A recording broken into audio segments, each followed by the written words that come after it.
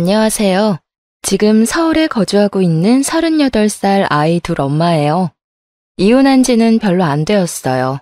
솔직히 아이가 둘이나 있어서 이혼을 해야 하나 망설일 때도 많이 있었지만 내로남불 남편이랑 같이 살다가는 제 수명이 줄어들 것 같아서 이혼을 결심하게 되었어요. 솔직히 남편 노릇은 그렇다 해도 아빠 노릇만이라도 제대로 했다면 이 지경까지 오지는 않았겠지만 어쩌겠어요. 제가 선택한 남자인데. 지금이라도 반품해서 다행이라고 생각해요. 저희는 동아리 모임을 통해서 만나게 되었어요. 저 또한 활기찬 성격이었기 때문에 외향적인 남편과 잘 맞았죠. 그래서 주말에 같이 운동도 하면서 데이트를 즐겨 했어요. 색깔도 문제가 없었는데 아이를 낳고 키우면서 서로 얼굴 붉힐 일들이 많이 생기더라고요. 여보, 이번 주 주말에 날씨도 좋다는데 근교 놀이동산이나 갈까? 아니면 근처에 키즈카페 오픈한 곳 있다던데 거기 갈까? 나 좀 쉬자. 나 평일에 쎄 빠지게 일하는 거 뻔히 알면서 주말에 쉬는 것도 안 입고 와. 남편 좀 쉬는 게 그렇게 보기 싫냐? 주말에는 나도 좀 쉬자고. 아니, 애들이 평일에는 거의 집에만 있으니까 답답해하니까 그러지.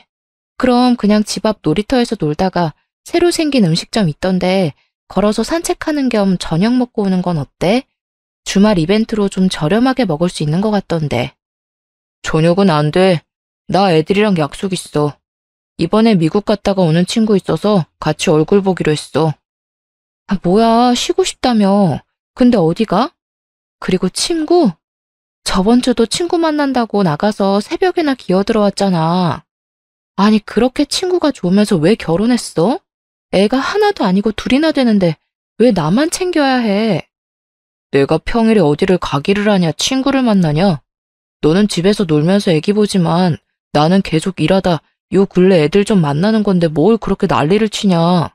그리고 솔직히 너 애들 생각해서 놀러 가자고 하는 거 아니잖아.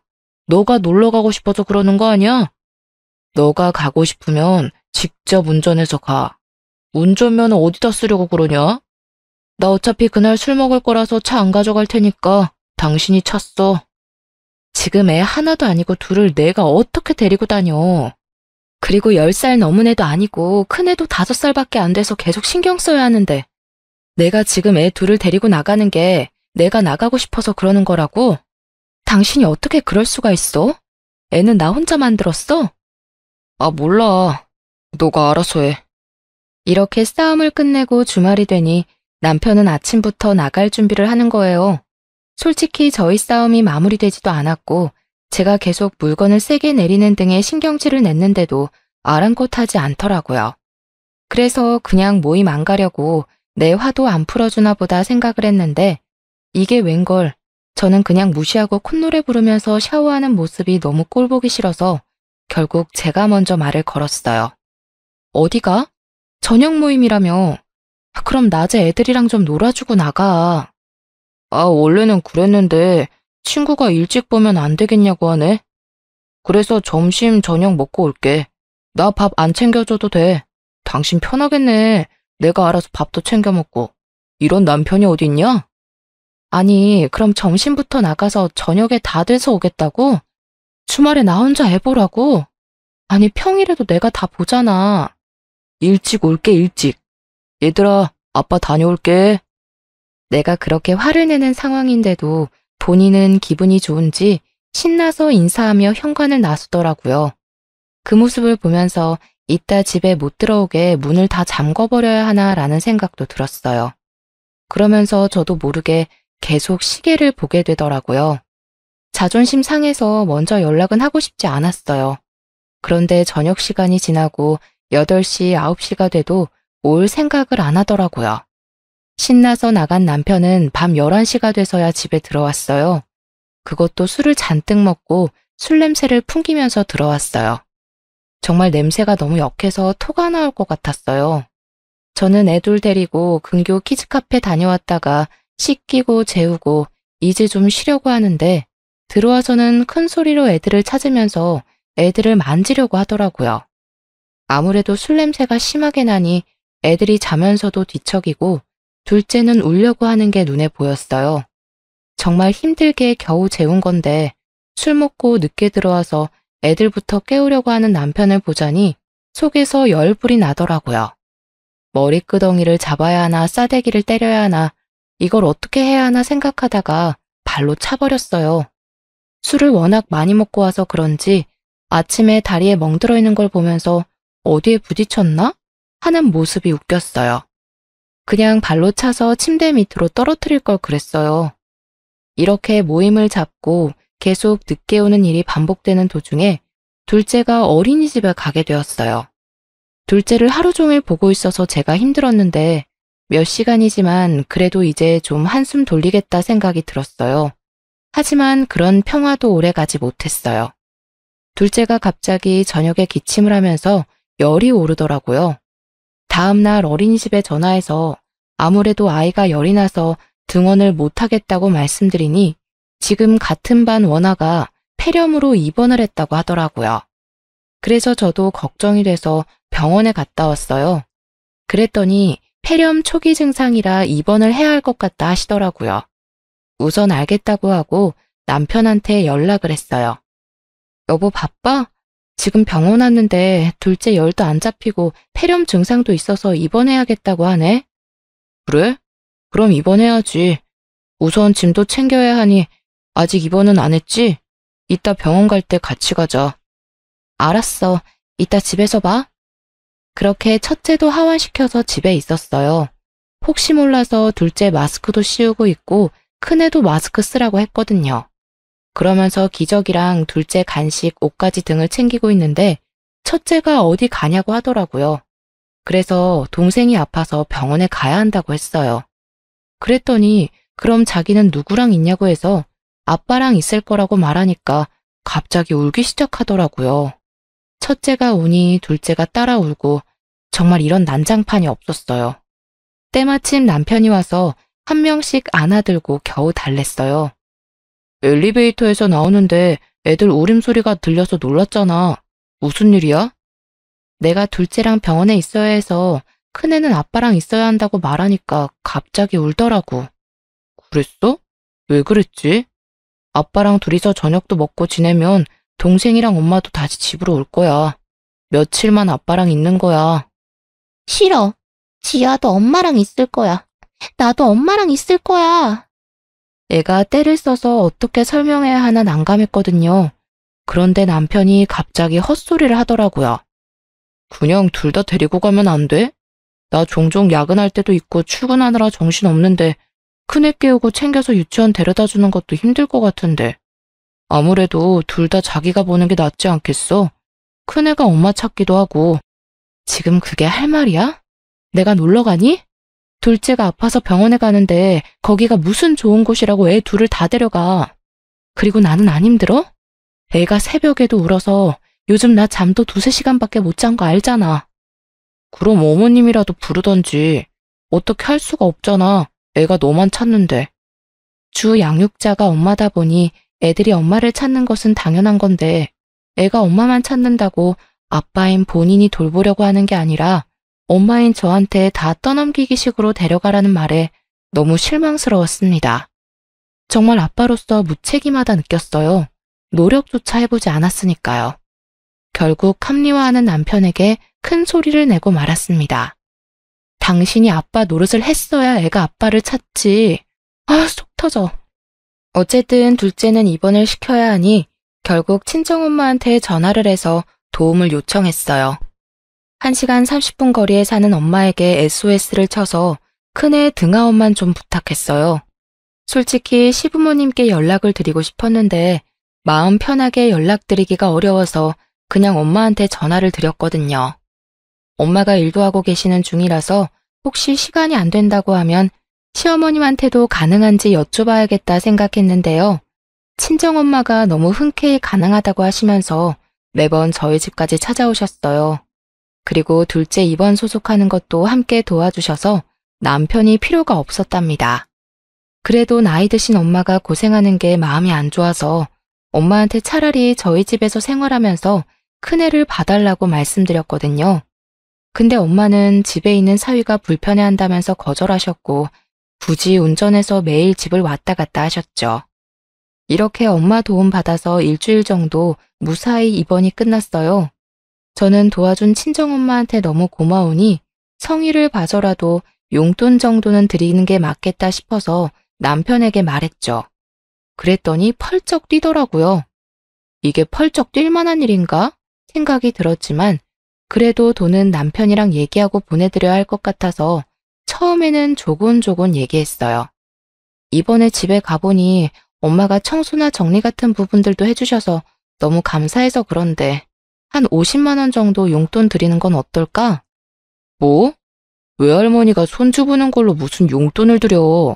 우리가 뭐 돈이 남아도는 것도 아니고 그리고 계속 상주하신 것도 아니고 왔다 갔다 하시면서 애 유치원만 보낸 거잖아. 그리고 조금만 애들 데리고 있으면 내가 금방 퇴근해서 애들 씻겼는데 이게 돈까지 보낼 일이야? 본인이 그 일이 힘들다고 해서 제가 먼 거리에 있는 엄마한테 도움을 요청한 것인데 이렇게 말하니까 너무 화가 나서 막 쏘아붙였어요. 우리 엄마가 앞에 10분 거리 사는 것도 아니고 1시간 30분씩 왔다 갔다 하셨어. 기름값 정도는 드릴 수 있잖아. 내가 몇백만 원 드리고 싶어도 우리 상황 안 되니까 그거는 말도 안 해. 그런데 내가 드리고 싶다고 말하기 전에 당신이 먼저 얘기해야 하는 거 아니야? 사실 당신이 힘들다고 해서 내가 엄마한테 전화 드린 거잖아. 솔직히 나는 많이 드릴 수 있으면 더 많이 드리고 싶은데 우리가 그럴 만한 상황이 안 되는 거 아니까 50만 원만 드리자는 거야. 넌 나 혼자 돈 버니까 돈 버는 게 얼마나 힘든 줄 모르지? 한 달에 몇백만 원 버는 게 얼마나 힘든데 너네 엄마라고 50만 원 주자는 게 말이 된다고 생각해? 막말로 장모님이 좋아서 오셨는데 우리가 굳이 돈까지 줘야 되냐? 당신 말대로 우리 지금 상황 안 좋잖아. 가만 보니 당신은 왜 돈을 쓸 생각만 하냐? 뭐? 굳이 돈까지 줘야 되냐고? 진짜 당신 보면 내가 할 말을 잃어. 당신이 조금만 시간 내서 부지런히 애들 등하원시키면 될 일을 굳이 못한다고 해서 엄마가 오신 거야. 이걸 왜 돈을 줘야 되는지 이해를 못해? 가족이 아니더라도 우리를 위해 시간을 쓰셨는데 살이라도 하는 게 맞는 거라고. 당신 진짜 친정이라고 너무 날로 먹으려고 하네. 아주 서러워서 살겠어? 친정이 뭐 필요하면 당연히 도와야 되는 존재니? 가족끼리 돕고 사는 거지. 돈을 들이면 더 이상해진다니까. 하여튼 당신 드리기만 해봐. 난 분명 안 된다고 했어. 100만 원 보내달라고 하는 것도 아니고 50만 원으로 이렇게 큰 소리가 오갈 줄 몰랐어요. 하도 난리를 쳐서 결국 남편 몰래 모아둔 돈 조금 보내드리면서 너무 죄송하다고 했어요. 근데 엄마는 그마저도 뭘 보내냐고 너 힘들겠다고 애들 맛있는 거 사주라며 다시 보내셨더라고요. 진짜 너무 죄송했어요. 남편만 생각하면 한숨이 푹푹 나오더라고요. 돈 못 버는 서러움이 이런 건가 싶기도 하고 이놈이랑 계속 사는 게 맞나 싶은 생각이 들었죠. 솔직히 지금 육아휴직하고 있는 중인 거지 계속 일을 못하는 상황이거나 추후에 돈을 못 버는 것도 아닌데 이렇게 돈 쓰는 거 하나하나 눈치를 보고 허락을 받아야 하는 상황이 너무 짜증나서 그냥 갈라서는 게 나을까? 라는 생각도 들었어요. 하지만 애도 둘이나 있고 그놈이 그놈이겠지라는 생각에 이제 와서 어쩌겠어란 생각으로 겨우 버텼네요. 둘째도 이제 건강하고 어린이집도 잘 다니게 되니 저도 좀 살만하더라고요. 둘째가 어린이집에 잘 적응한 지 한 3, 4개월이 되니 제가 좀 여유가 생겨서 남편이 저녁 약속을 잡아도 흔쾌히 보내줬거든요. 저도 애들 어린이집, 유치원 보내고 나면 쉬는 시간도 생기기도 하고 종종 남편이 저녁을 먹고 오면 편할 때도 있었거든요. 애들끼리 대충 끼니를 때우는 것도 부담이 없고요. 애들은 반찬 투정도 안 하고 주는 대로 잘 먹는데 남편은 반찬이 이게 다냐며 투정만 해대니 제 성질만 나빠지더라고요. 차라리 남편이 하루에 한 끼라도 밖에서 먹고 오는 게 제 정신 건강에 더 도움이 되었죠. 그래서 남편 없이 저 혼자만의 여유 시간들이 소중해지더라고요. 여러분들도 다들 이러시나요? 부부가 항상 붙어 있을 필요는 없잖아요. 맨날 붙어 있으면 싸우기만 더하고 차라리 각자 여유 시간 즐기는 것도 좋은 선택이다 싶었네요. 그래서 남편이 사적인 약속 때문에 집에 늦게 오더라도 크게 화를 내진 않았습니다. 그냥 그러려니 하고 풀어준 거죠. 그런데 언제부턴가 매일매일 약속을 잡더라고요. 이 사람이 정말 약속에 미쳤나 싶었죠. 정도가 지나쳐서 결국 한마디 하게 되었네요. 여보, 나 오늘도 저녁 먹고 들어가. 오늘도? 이번 주만 벌써 3번이나 집에 안 들어왔어. 적당히 하고 오늘은 일찍 들어와서 애들이랑 놀아주고 씻겨줘.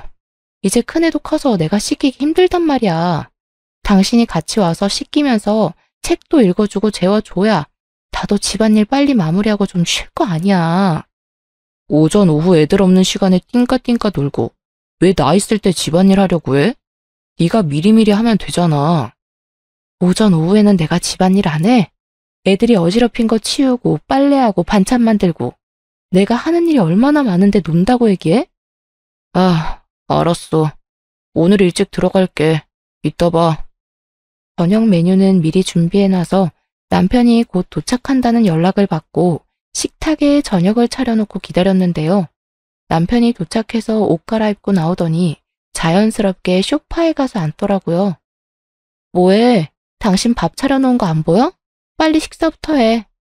그런데 남편이 이런 말을 하더라고요. 당신은 좋겠다. 나도 맨날 집에서 놀면서 지내고 싶다.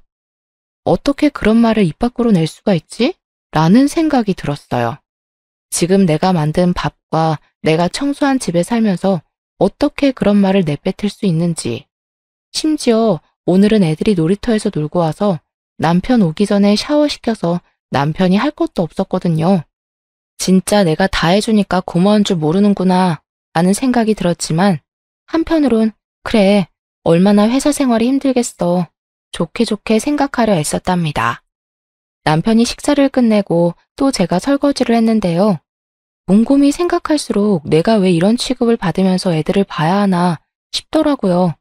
아무리 긍정적으로 생각해도 남편의 말 한마디 한마디가 저를 비참하게 만들었습니다. 그리고 순간적으로 이런 상태를 지속하는 것은 좋지 않겠다 싶었죠. 이런 상황이 계속해서 반복되면 나 스스로 너무 작아질 것 같았거든요. 그래서 남편한테 복직 얘기를 꺼냈어요. 애들도 이제 좀 컸고 나 그냥 복직하려고.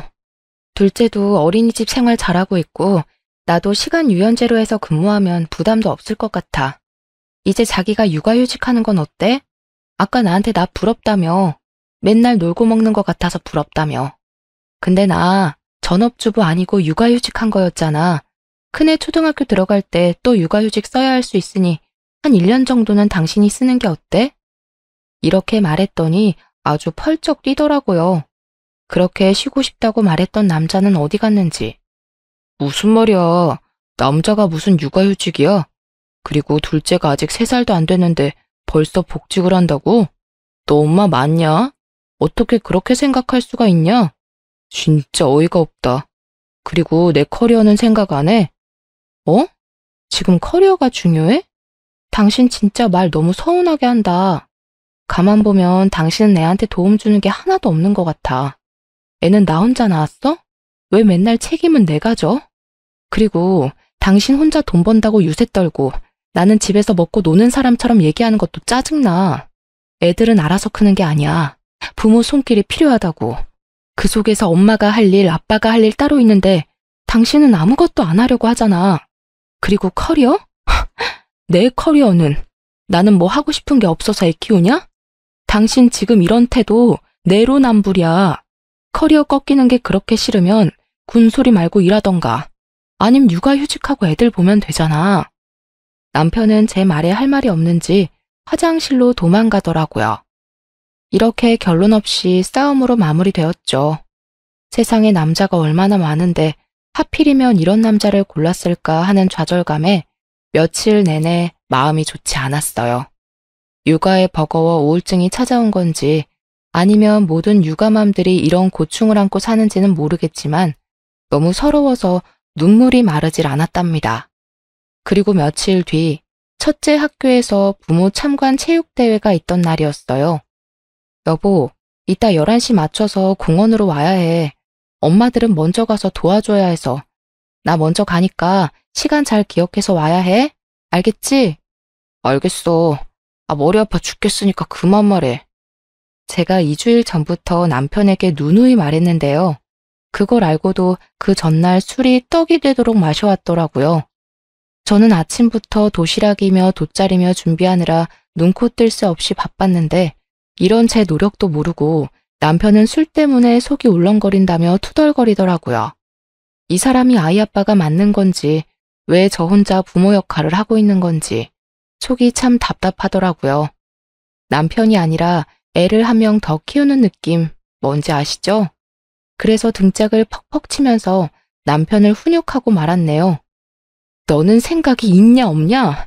다음날 애기 부모 참관 체육대회 있는 거 뻔히 알면서 어떻게 그 전날 술을 그렇게 많이 먹고 올 수가 있어? 난 먼저 나가서 애들 챙기고 있을 테니까 당신 꼭 10시 40분에는 집 나와야 된다. 장소는 톡으로 보내놨으니까 확인하고. 시간 없어. 빨리 정신 차리고 일어나. 알았다고, 알았어. 머리 울리니까 제발 그만 좀 말해. 그렇게 저는 먼저 체육대회 장소에 가서 애들 챙기고 선생님이 요청하는 일들을 하고 있었어요. 하지만 10시 50분이 되었는데 남편이 안 보이는 거예요. 다른 애들은 아빠 하면서 즐겁게 뛰어놀고 있는데 우리 애는 계속 아빠는 언제 와? 아빠 오늘 안 와? 이러는데 환장하겠더라고요. 애는 계속 아빠만 찾지 남편은 보일 생각을 안 하지. 그래서 핸드폰을 찾아서 전화를 걸었어요. 지금 전화기가 꺼져 있사오니? 이 사람이 휴대폰을 충전을 안 하고 잔 건지 아님 일부러 꺼놓은 건지 1시간이 넘도록 전화기는 꺼져 있었습니다. 결국은 행사가 끝날 때까지 아이 아빠는 오지 않았어요. 저는 속이 썩어갔지만 애들 앞에선 억지로 웃으며 행사를 마무리했네요.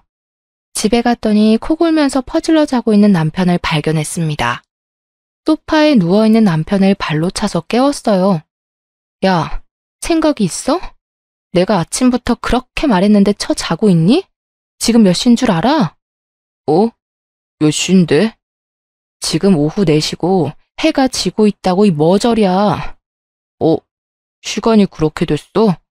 씻기 전에 잠깐 누워있다가 씻는다는 걸. 미안해. 딸 미안해. 아빠 미워. 나만 아빠 없고. 아빠 진짜 미워.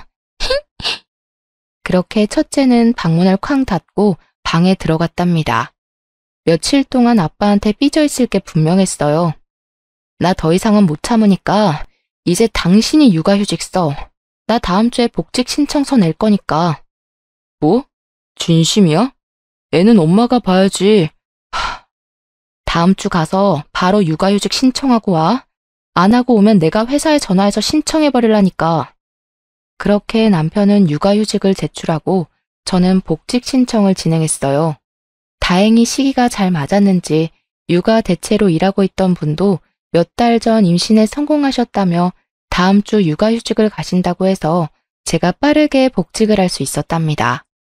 남편은 애가 둘이기도 하고 한 번도 육아휴직을 신청한 적이 없어서 어렵지 않게 승인이 되었어요. 확실히 대기업을 다니니 이런 복지가 있어서 좋더라고요. 그래서 남편은 제가 복직하고 일주일 뒤부터 육아휴직을 시작하게 되었어요. 처음에는 제가 출근하는 거 보면서 누워만 있으니 좋았나 봐요. 그런데 아이들 챙기는 일이 쉽지 않다는 거 아니까 그냥 냅뒀어요. 즐길 수 있을 때 즐기라고. 그런데 퇴근하고 집에 왔는데도 집안 꼴이 똑같더라고요. 처음에는 그래, 갑자기 애들 챙기게 되니 정신없겠지 생각해서 제가 이것저것 도와줬었어요. 와서 저녁을 해줄 때도 있고 제가 대신 애들 케어해줄 때도 있고요. 그런데 어느 순간부터 아무것도 안 하고 제가 가도 애들 TV 보여주면서 소파에 누워있더라고요. 그래서 화가 나서 나 밥 안 주냐고 소리쳤어요. 뭐해? 밥 안 차려? 나 배고파. 당신이 해. 나 오늘 애들 보느라 힘들었어. 뭐가 힘들어? 젖먹이 애기 있는 것도 아니고 어린이집 유치원만 보내놓으면 거기에서 다 해주는데. 그리고 나 입으로 하나도 없어. 빨래는 도대체 언제 할 거야? 당신 잊었어? 당신 입으로 그랬잖아. 집에서 노는 사람이 다 하는 거라고. 왜 안 해놨냐고. 빨리 밥 차리고 집안일 해. 이렇게 쏘아붙이니 씩씩거리면서 일어나서 차리더라고요. 그래봤자 저희 부모님이 보내주신 반찬이랑 어머님이 만들어준 음식 데우는 것만 했었어요. 근데도 힘들다고 징징거리는 모습에 어이가 없었네요. 애들 재울 때도 저 혼자 방에 들어가서 자고 그랬어요. 애들이 엄마 찾아도 이제 아빠랑 자라고 단호하게 보냈거든요. 이렇게 며칠을 싸우고 냉랭한 분위기에서 퇴근한 저는 보란 듯이 아무 일도 안 하고 바로 잤어요. 일이 조금이라도 많아지면 바로 야근 신청을 했고요. 이런 날들이 반복되니 남편이 정말로 힘들었나 봐요. 제가 좀 일찍 출근했던 날에 남편이 문자를 보냈더라고요. 여보, 미안해. 전에는 몰랐는데 육아가 쉬운 일이 아니더라. 너무 힘들어서 요즘 근육통이 낫지를 않아. 밤마다 허리도 너무 아프고.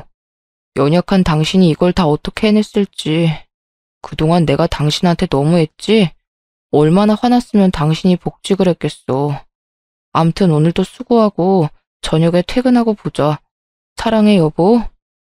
고작 한 달 만에 이렇게 꼬리를 내리다니. 저는 6년 넘도록 육아를 전담했는데도 하지만 남편의 진심 어린 문자 하나에 사르르 풀리고 말았네요. 한편으론 쌤통이라고 생각이 들면서도 내 남편이라고 안쓰러운 건 어쩔 수 없더라고요. 그래서 오늘 저녁은 외식이라도 해야겠다 싶어서 좀 빨리 퇴근했죠. 근데 웬걸? 신발장을 보는데 모르는 신발이 보이더라고요. 들어갔더니 식탁에 앉아 둘째를 보고 있던 어머님과 눈이 마주쳤습니다. 그래서 순간적으로 헉 했어요. 남편이 따로 언질을 한 것도 아니어서 저도 모르게 얼어붙게 되더라고요. 어머님 오셨어요? 여긴 어쩐 일로... 에휴. 별다른 말씀은 하지 않으시지만 제 얼굴은 보지도 않으시고 계속 애만 쳐다보고 계시더라고요. 그러면서 저를 훑어 쳐다보시는데 눈빛이 뭔가 쎄하더라고요. 그래서 남편을 방 안에 조심히 데리고 들어와서 이게 어떻게 된 거냐고 물어봤죠. 내가 애 보기 힘들다니까 엄마가 왔어. 왜? 그러면 안 돼? 솔직히 본인이 몇 달을 혼자서 봤으면 제가 이렇게까지 어이가 없진 않았을 것 같아요. 고작 한 달도 안 돼서 힘들다고 징징대는 모습에 저도 모르게 가자미 눈이 되더라고요. 남편은 구구절절 변명을 하기 시작했습니다. 너도 힘들 때 장모님 불렀잖아. 나도 우리 엄마한테 도와달라고 한 건데 대체 뭐가 문제야? 말이라도 해봐. 그렇게 째려보지 말고. 물론 힘들면 도움 요청할 수 있지만 태도가 정말 별로라고 생각했어요. 그리고 어머님도 계속 언짢게 쳐다보시니 저도 괜히 눈치 보이고 기가 죽더라고요. 오전에 보낸 문자 하나에 화가 풀렸던 제 자신이 너무도 미웠습니다. 이 사람은 반성을 한 게 아니라 위기를 모면하려고 가짜 사과를 한 게 틀림없어요. 그렇지 않고서야 밤늦게까지 시어머니를 집에 있게 하다니.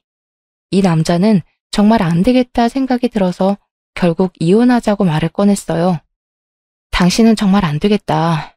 그냥 우리 이혼하고 각자 사는 게 더 행복할 것 같아. 애들은 어차피 내가 키우던 거니까 내가 양육권 친권 가져갈게. 양육비는 많이 바라지도 않아. 그냥 애들 한 명당 100만 원씩 보내주던가. 아니면 그냥 둘 합쳐서 150만 원이라도 보내줘. 뭐? 이혼? 그리고 왜 당신이 당연히 양육권을 가져갈 거라고 생각해? 애가 한 명도 아니고 둘씩이나 되는데 이혼 얘기를 어떻게 그리 쉽게 할 수 있어? 당신 하는 행동 봐. 내가 그런 말 안 하게 생겼나? 충동적으로 이혼했다가 나중에 애들한테 원망 들으면 어쩌려고? 애들이 나중에 겪을 고통은 생각 안 해? 아빠 없는 자식 소리 듣게 하고 싶니? 그리고 이혼 가정에서 자란 애들 중에서 정서적으로 이상한 애들이 얼마나 많은데 그런 애들이 사회 나가서 사고도 치고 그러는 거야. 그리고 애들 이혼 가정이라고 왕따라도 당하면 어떡해? 아니 애들 걱정 그렇게 하는 사람이 행동을 그런 식으로 해? 당신이 잘했어 봐. 내가 이런 고민하나. 당신이 행동을 그런 식으로 하니까 내가 그런 거 아니냐고. 그리고 무슨 이혼 가정 애들이 정서가 안 좋아. 우리는 맨날 이렇게 싸우는 거 보여주는 게 애들 정서에 더 안 좋을 것 같은데 당신 같은 아빠랑 사는 우리 애들이 불쌍해. 정말 입에는 담을 수 없는 말을 서로에게 하면서 싸웠어요. 하지만 저도 한편으로는 아빠 없는 애들을 만들고 싶지 않다는 생각이 들어서 조금 더 참아보자라는 생각으로 3달을 버텼네요. 종종 어머님이 오셔서 아이들을 봐주기도 했고 남편도 나름 열심히 하는 것 같아서 이렇게 그냥저냥 지나가나 보다 했지만 결국 큰 게 터졌어요. 일하고 있는 도중에 어머님한테 전화가 왔어요. 곧 회의 들어가야 돼서 전화는 받지 못했고요. 문자로 시간 날 때 전화 좀 달라고 왔길래 불안한 마음에 회의에 제대로 집중할 수가 없었답니다. 그래서 어머님한테 전화 걸기 전에 남편한테 먼저 전화를 걸었죠. 그랬더니 남편은 별일 없었고 허리 아프다고 일찍 가셨다는 말밖에 안 하더라고요. 퇴근하는 길에 어머님께 전화를 드리니 갑자기 푸념을 시작하셨어요. 너는 내가 나이가 몇인데 손주를 이렇게 매일 봐줘야 하니? 손주 보느라 나는 친구들도 못 만나고 맨날 시간에 얽매여서 사는 게 얼마나 힘든지 아니? 애들 아빠야, 남자니까 섬세하지 못한다고 해도 너는 그러면 안 되는 거 아니지 않니? 네? 무슨 말씀이세요? 정말 이해가 하나도 안 되더라고요.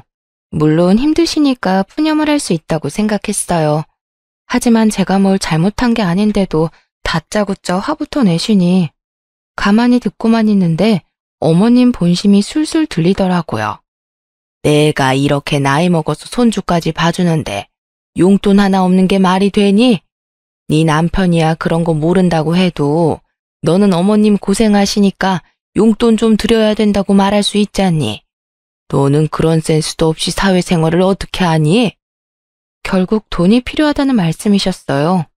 솔직히 용돈 드릴 수 있죠. 그런데 아들한테도 말도 못하시고 저한테 전화해서 용돈 달라고 하는 게 속이 너무 보이는 행동 아닌가요? 그러면서 저번에 오신 친정엄마랑 시어머니가 너무 비교되더라고요. 심지어 엄마는 용돈을 드린다고 해도 거절하셨는데 시어머니는 다짜고짜 전화해서 맡긴 돈 찾는 사람처럼 혼내시니 저도 마음 한켠 불만이 쌓이더라고요. 아, 어머니.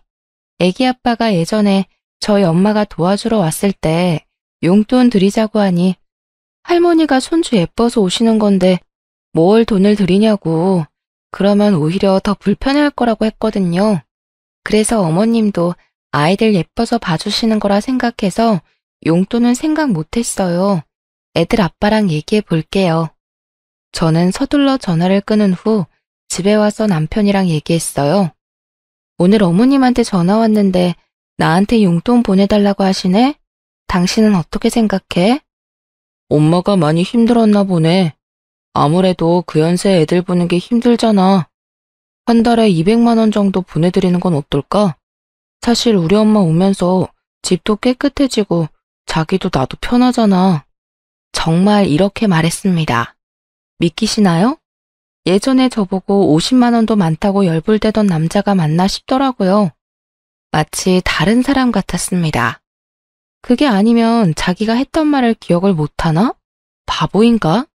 이런 생각까지 들더라고요. 예전에 우리 엄마가 애들 봐줬을 때에는 용돈 드리자고 하니 손주 보고 싶어서 오시는 건데 무슨 용돈이냐고 했잖아. 그리고 그때는 50만 원도 아까워하더니 이제는 뭐? 200만 원?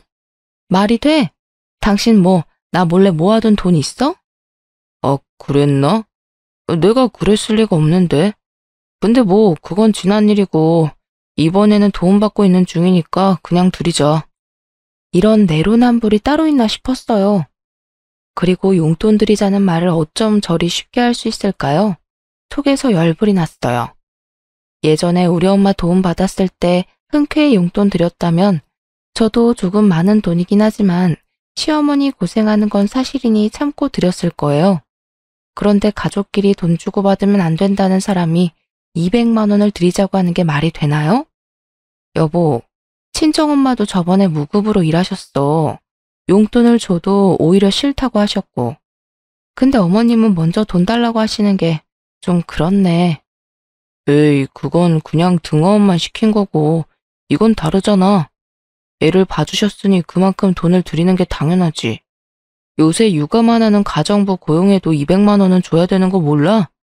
엄마도 그 정도 노동은 하니까 그만한 돈을 주자는 거지. 뭐? 우리 엄만 안 되고 너네 엄만 된다는 그런 논리는 어디서 왔어? 진짜 못 들어주겠네. 아, 근데 우리 돈 없잖아. 나도 어머님께 드릴 돈 없어. 지금 나 혼자 벌어서 상황이 안 좋은데 월 200만 원을 어떻게 주겠어? 어머님이 정 힘들어 보이면 자기가 더 집안일하고 애들 보면 되겠네. 그러고 문을 쾅 닫고 들어왔어요. 그랬더니 쪼르르 들어와서 아니 말을 왜 그렇게 하냐며 성질을 내는데 저는 아랑곳하지 않았어요. 그리고 돈을 그렇게 주고 싶으면 스스로 투잡을 하든 부업을 해서 직접 주라고 말했죠. 하지만 본인이 힘든 거는 하기 싫었나 봐요. 곧바로 꼬리를 내리더라고요. 본인이 생각해도 억지를 부리는 것이라고 생각을 했는지 그 뒤로는 어머님 용돈 달라는 말을 안 해서 잘 마무리되었나 보다 생각을 했어요. 그런데 제가 가타부타 얘기 드리는 것도 없고 따로 연락 주는 것도 없으니 어머님이 답답하셨는지 슬그머니 남편한테 전화를 하더라고요. 그땐 제가 옆에 있어서 통화 내용을 대충 엿들었어요. 그런데 어머님 태도도 좀 너무하더라고요. 아들한테는 사근사근 고상한 말투로 그랬구나, 알겠어 라며 좋게 넘어가셨어요. 그런데 저는 만만하셨는지 1분 뒤에 갑자기 저한테 전화가 왔더라고요. 그러곤 대뜸 화부터 내셨어요. 이런 경우가 어디 있니? 예전에 너 우리 집에 인사 올 때부터 마음에 안 들었어. 너한테 우리 아들이 가당키나 하니? 아주 오냐오냐 해주니까 끝도 없이 기어오르려고 하는구나. 지금 너가 애들 엄마로 뭘 하고 있니? 우리 아들이 애들을 다 키우고 있는데 그럴 거면 너네 이혼해라 라고 말이죠. 저는 속으로 오히려 좋다라고 느꼈어요. 솔직히 저 스스로 긴가민가한 부분이 있었거든요. 그런데 오히려 성을 내시면서 당장 이혼하라고 하니 제 입장에서 거절할 이유가 없었죠. 네, 어머님, 맞는 말씀 하셨어요. 아무래도 저희가 이혼을 해야 할 것 같네요. 어머님이 말씀하신 대로 제가 분수 모르는 결혼을 한 것 같아서 이렇게 힘들게 사나 봐요. 그래도 애들 아빠라 어떻게든 데리고 살려고 했는데 어머님도 이렇게 사는 건 아니라고 하시니 그럼 그냥 이혼할게요.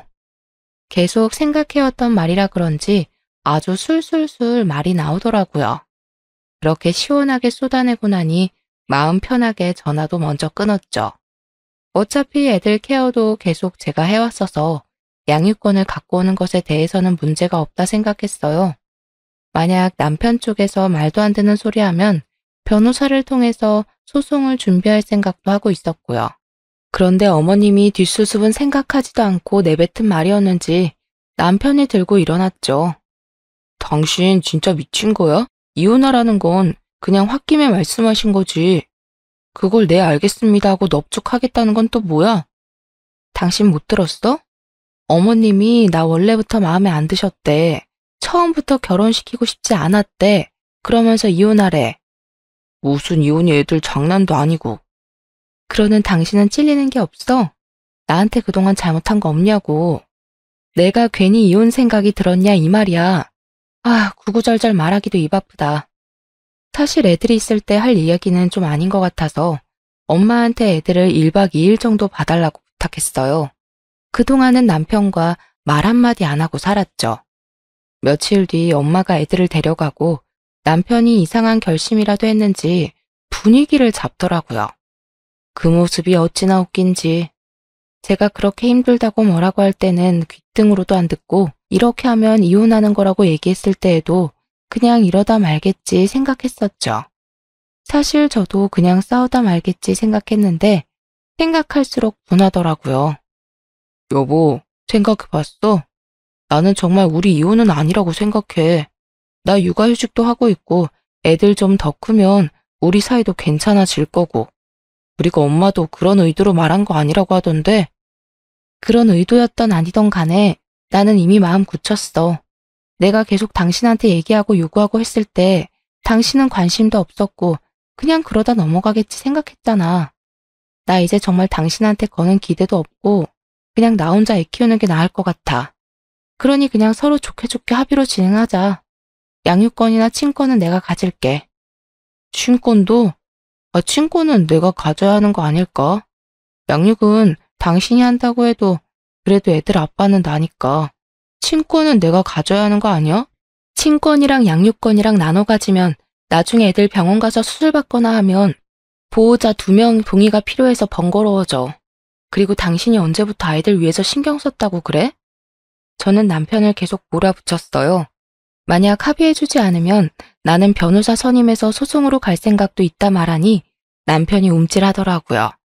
솔직히 본인도 소송으로 가도 승산 없는 게임이라고 생각했는지 그 뒤로는 그냥 알겠다고 했어요. 사실 결혼 생활한 지는 약 7, 8년 정도 되어요. 제가 약 6년 정도 육아를 하고 남편이 한 7, 8개월 정도 아이를 돌봤고요. 그렇게 저는 복직하고 1년 만에 이혼 도장을 찍게 되었네요. 중간중간 어머님이 전화하셔서 그런 뜻으로 말한 게 아니다라고 설득도 하시고 회유도 하셨어요. 그런데 사실 제가 아니다 생각을 하면 마음을 잘 바꾸지 않거든요. 오히려 저한테 이혼하라고 하셨던 분이 이러니까 웃기기도 했어요. 어머님이 원하시는 대로 애들 아빠랑 헤어지게 되었으니 저한테 따로 전화하지 않으셨으면 좋겠어요. 혹시 하시고 싶은 말이 있으시다면 애들 아빠한테만 하시면 될 것 같아요. 하고는 전화번호도 차단했어요. 예전 같았으면 정말 상상도 못할 일이죠. 그런데 저도 이제는 뭐 안 볼 사람인데 나 편한 대로 살아야지란 마음이 생기면서 눈치도 안 보고 하고 싶은 대로 행동하게 되었네요. 이후 과정은 합의로 원만하게 진행이 되었어요. 몇 차례 남편이 울면서 다시 생각하자고 말하긴 했지만 악어의 눈물 같아 보였어요. 예전 같았으면 뭔가 짠하면서 마음도 아프고 그랬을 텐데 질질 짜는 모습 보면서 이제는 좀 찌질하기도 하고 남편한테는 그래 있을 때 잘하지 그랬냐 라고 하고 말았네요. 제가 생각이 안 바뀌는 걸 알고 나서는 더 이상 남편도 저를 설득하지 않고 최대한 원활하게 상황을 마무리하려고 노력하더라고요. 그래서 지금은 남편한테 양육비 받으면서 애들이랑 부모님이랑 같이 살고 있어요. 아무래도 제가 회사를 다니면서 아이 둘을 케어하는 게 힘들더라고요. 그래서 재산 분할로 받은 돈이랑 저희 부모님 전세 자금이랑 합쳐서 회사 근처에 집 하나 장만하고 부모님이랑 아이들이랑 같이 살고 있어요. 아이들은 2주에 한 번씩 아빠 집으로 놀러 가요. 그럴 때 저는 친구를 만나거나 부모님 모시고 1박 2일 여행을 가면서 힐링 생활을 하고 있어요. 제 마음이 편하니 아이들도 편안해 보여요. 이게 맞는 것인지 저도 무척 고민을 많이 했답니다. 결론적으로 보면 아이들도 부모님이 맨날 만나서 싸우는 모습을 보지 않아서 편안하고 저 또한 집에 들어가는 것에 스트레스 받지 않아서 좋더라고요. 혹여나 이혼 가정이라는 꼬리표가 아이들의 정서에 영향을 끼치면 어쩌나 고민도 참 많이 했는데요. 아직 다 크진 않았지만 우리 꼬맹이들이 아빠 보고 싶다는 말은 안 꺼내더라고요. 그리고 첫째 아이가 엄마가 웃고 있어서 지아도 행복해 라고 말하더라고요. 그렇게 다시 얘기를 하고 저 정말 열심히 살았었네요. 결혼하고 헤어지기로 결심하기까지 고민이 많으시겠지만 내로남불로 힘든 분들이 있다면 본인을 위한 선택이 무엇인지 한번 고민해보라고 말씀드리고 싶네요. 지금까지 제 사연 들어주셔서 감사합니다.